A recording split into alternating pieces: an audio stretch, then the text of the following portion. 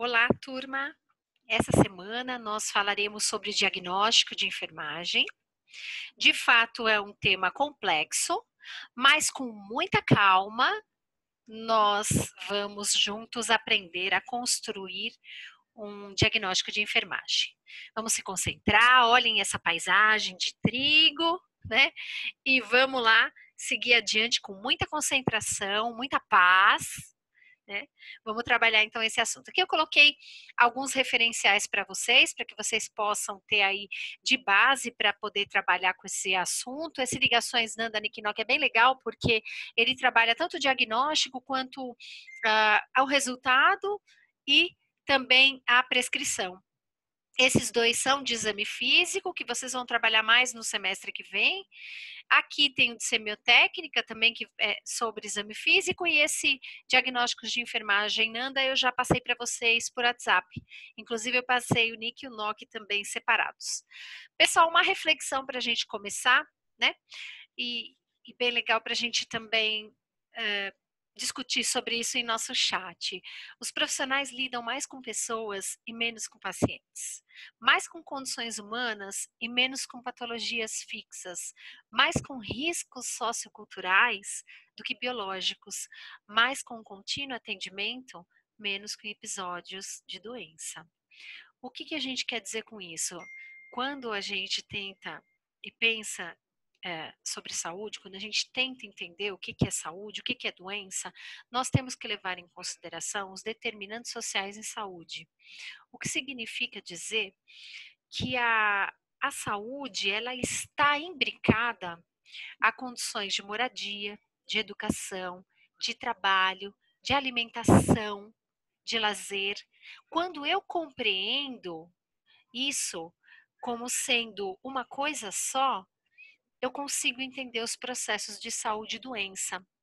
Então, eu não posso focar somente nas condições biológicas, gente, não dá para ser dessa maneira. O ser humano é muito mais complexo que isso. Tá? Então, quando vocês forem analisar o indivíduo, colher história, examinar, olhar os exames, ampliem a mente de vocês, abram a cabeça, né? E olhem o ser humano que vocês estão analisando. Tá? O diagnóstico, um diagnóstico bem feito, ele vai demandar muito essa análise, né? Essa análise que a gente fala holística, né? Que é você olhar por todas as facetas, né? Todas as faces do ser humano, ok? Bem, como que o enfermeiro atua nessa área, né? Com base aí, utilizando essa ferramenta tão intensa e tão rica que é a sistematização da assistência de enfermagem e o processo de enfermagem, na promoção da saúde, na manutenção da saúde, na recuperação da pessoa doente, na prevenção da extensão de uma determinada sequela, da complicação, no tratamento, na prevenção de dependência nociva.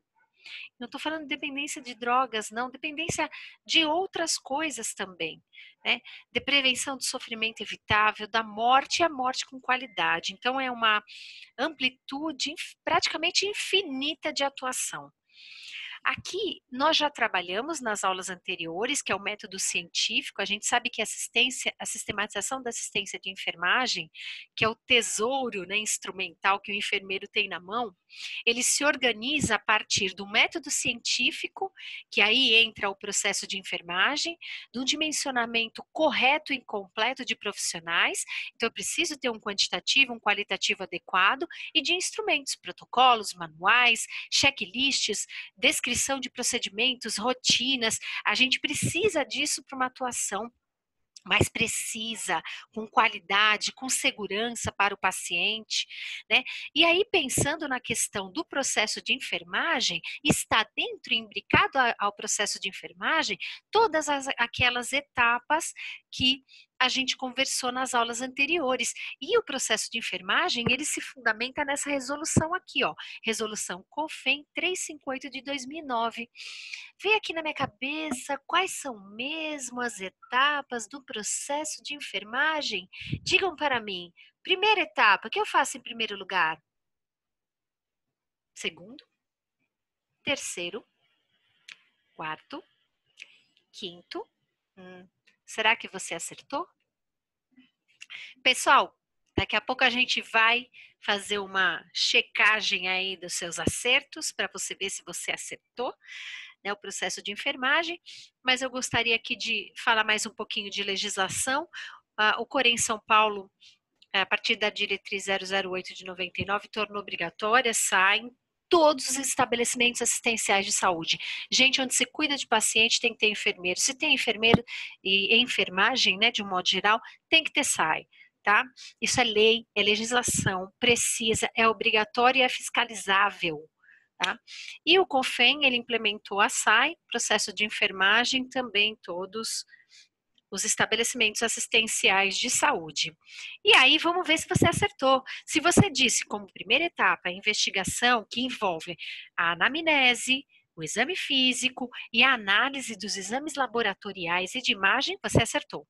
A segunda etapa é, a partir do momento que eu tenho os dados, eu faço o quê? Eu raciocínio e faço os diagnósticos de enfermagem.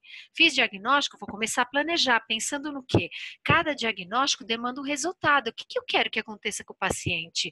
E aí eu vou para as prescrições. Feitas as prescrições, é hora de implementar. Pronto, vou lá fazer que aconteça no paciente. E por fim, eu vou avaliar a assistência.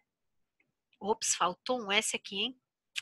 Avaliar a assistência de enfermagem evoluindo para ver se aquilo que foi instituído deu certo. Se a gente estiver num hospital, vamos trabalhar fazendo evolução de 24 em 24 horas. Se a gente estiver numa ILPI, que é a instituição de longa permanência para idoso, ou qualquer outra instituição que a gente não avalie diariamente, a gente pode fazer isso a cada 2 dias, uma vez por semana, depende da condição do paciente, tá? Que não é necessário que seja feito todos os dias. Tá? Dependendo da condição do paciente.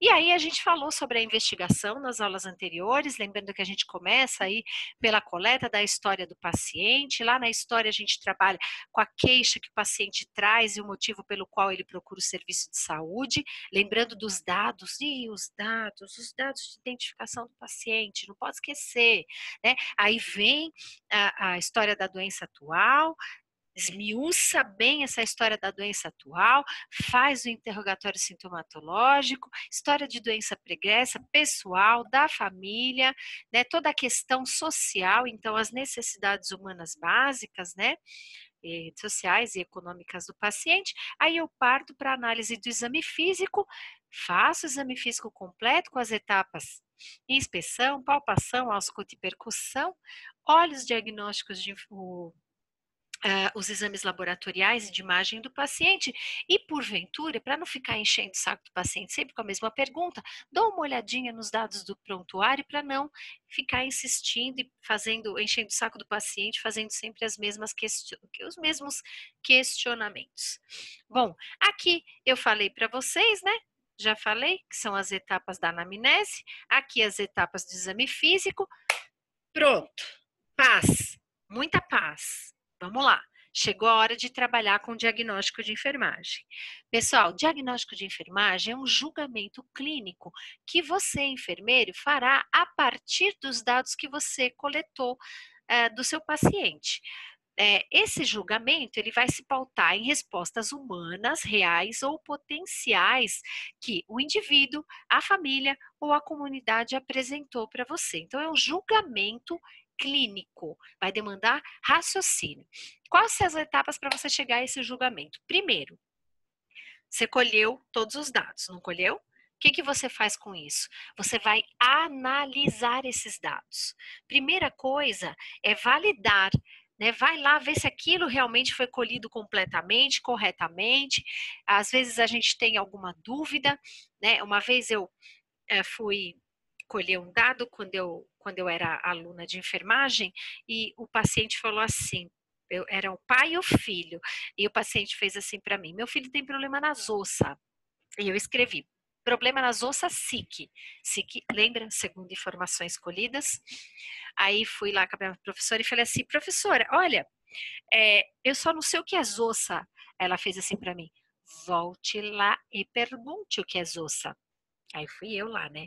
E o pai da criança, ele era meio ogro, sabe? E aí eu falei, ai meu Deus, esse homem vai me xingar. Falei assim, ai senhor, é, tem um detalhe que eu preciso tirar uma dúvida aqui, validação, né, do dado. O senhor pode me explicar o que é zossa? Aí ele fez assim, minha filha, mas tu é burra, hein? Ele não zossa direito, ele não zossa nada. O zossa era ouvir. Então é isso aí, precisa voltar e validar o dado, tá bom? Vamos lá voltar e validar o dado. Aí você vai verificar em todo aquele rol de dados escolhidos sinais, sintomas, sinais vitais, né? Incluindo questões sociais, problemas potenciais, e você vai identificá-los como evidências. Evidência é tudo aquilo que é um problema, que é alguma coisa que desvia do normal. Por isso que você tem que saber o que é o normal, né? E aí está estudo aí de anatomia, fisiologia, né, para que vocês possam ter a noção do que é o normal. Então, tudo aquilo que se desvia ou que corre o risco de se desviar do normal, considerando a saúde a partir de determinantes sociais de saúde, é uma evidência e passa a ser um problema para a gente. E é a partir dessas evidências que nós vamos montar os diagnósticos de enfermagem. Tá? Então, aqui, quais são os critérios? Primeiro, você ter a habilidade para fazer julgamento clínico. Tenho paciência com vocês. Vocês ainda estão aprendendo, tá? Então, você vai fazer julgamento clínico sobre aquelas respostas humanas que você obteve do indivíduo, da família, da comunidade, a partir da sua análise de anamnese, exame físico, exames laboratoriais, de imagem, tá?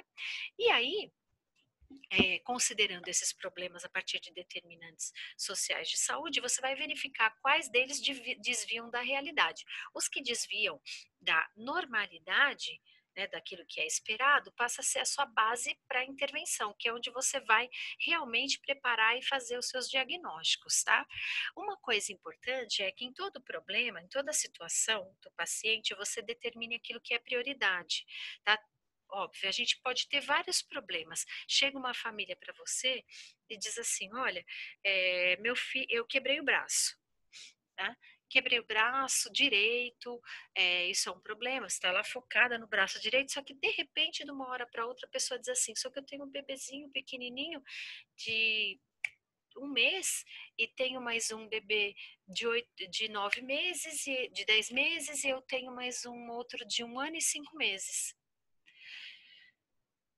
Prioritariamente pensando, gente, o que é o problema? É o braço quebrado? Aquele monte de criança que essa pessoa, que provavelmente, sei lá, vamos pensar que ela é sozinha, vai ter porque não vai conseguir cuidar daquelas crianças. Então, isso é priorizar. Quando eu penso holisticamente, né, e atendo uma família e tenho esse olhar holístico, né, esse panorama, né, sobre a vida dela, as situações dela, aí eu passo a conseguir priorizar, tá? Gente, uma coisa importante: diagnóstico médico é uma coisa, diagnóstico de enfermagem é outra completamente diferente. Vocês não vão fazer diagnóstico médico, vocês vão fazer diagnósticos de enfermagem.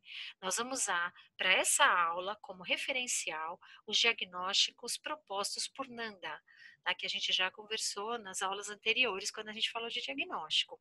A gente vai falar um pouquinho mais. Tá? Nós vamos usar esses diagnósticos, esqueçam diagnósticos médicos, a gente nem pode usar eles no nosso diagnóstico, ok? Nanda é uma linguagem padronizada, né? Nós vamos trabalhar com esse aqui, mas eu quero que vocês tenham em mente que Nanda não é a única linguagem padronizada que a gente tem. Né? Nós temos CIP-CIPESC, que é um tipo de linguagem que é utilizada na saúde coletiva, nós temos o sistema Marra e nós temos o sistema SABA, ou SABA. Nós vamos trabalhar principalmente com Nanda, e quando vocês forem trabalhar com saúde coletiva, vocês vão trabalhar com CIP-CIPESC. Para hoje está de bom tamanho Nanda, é esse que eu quero que vocês comecem a entender.